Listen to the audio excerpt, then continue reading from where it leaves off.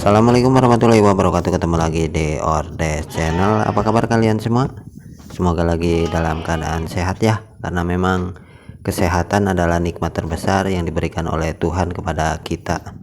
Seperti biasa di sore hari ini, untuk menemani kalian yang sedang ngopi atau barangkali sedang leyeh-leyeh karena tadi siang habis ngarit kecapean, sekarang lagi istirahat. Buat menemani kalian yang sedang beristirahat, bagaimana kalau kita berbagi pendapat, berbagi cerita ya, tentunya sih masih di seputaran peternakan domba.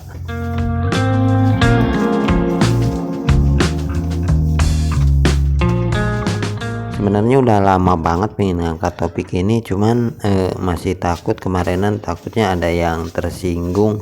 Tapi semakin lama dipendam kok kayaknya semakin menggebu-gebu pingin dikeluarin ini unek-unek. Mungkin tepatnya sih bukan unek-unek ya, tapi lebih tepat kalau dibilang ini persepsi atau pendapat saya atau pikiran liar saya, karena emang saya orangnya tipikal orang yang selalu pingin tahu, selalu penasaran. Menurut kalian semua, apakah kita bisa kaya dari ternak domba? Kok kayaknya saya masih meragukan hal itu ya.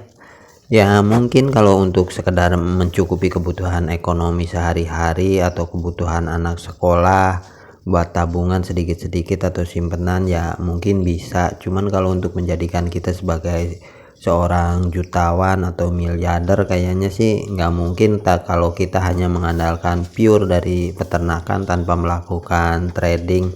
Karena dari beberapa farm besar, peternakan besar yang saya amati, kebanyakan mereka itu enggak cuman beternak ya, jadi mereka juga seorang trader, melakukan jual beli, enggak pure benar-benar dari hasil peternakan sendiri. Baik disadari atau tidak, terkadang kita suka termakan tayangan-tayangan manis di YouTube.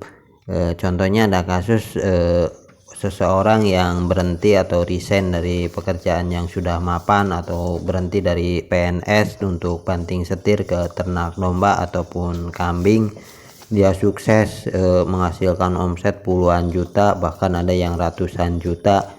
Ya siapa sih yang nggak tertarik? Pasti kita juga tertarik, pinginlah mencoba-coba untuk mengikutinya, tanpa kita sadari bahwa orang yang kita ikuti atau orang yang kita contoh itu adalah seorang trader yang melakukan perdagangan atau jual beli di dalam peternakan domba, entah itu dari domba atau pakan, bisa juga dari susu, ada juga yang malah dari kohe.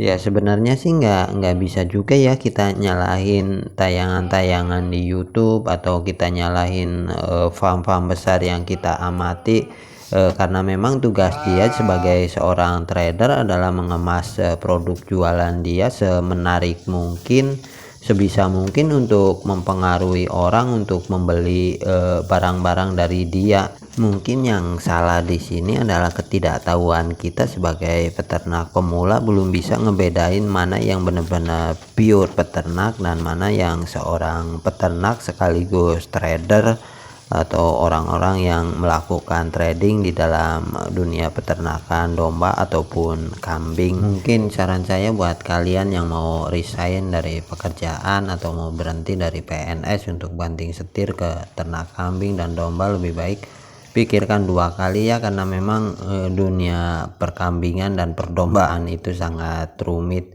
Kalau kita pun bisa untuk menguasai ilmu peternakan domba dan kambing, selama kita enggak menguasai pemasarannya juga itu akan sia-sia ya. Kita akan kesulitan untuk menjual produk-produk peternakan kita, karena memang orang-orang yang sukses di dalam dunia peternakan domba dan kambing adalah mayoritas atau rata-ratanya adalah orang-orang yang bisa menguasai pasar atau bisa melakukan trading di dalam peternakan domba dan kambing itu sendiri. Oke, mungkin cukup sampai di sini untuk obrolan santai kita di sore hari ini. Sampai ketemu di next video and bye bye.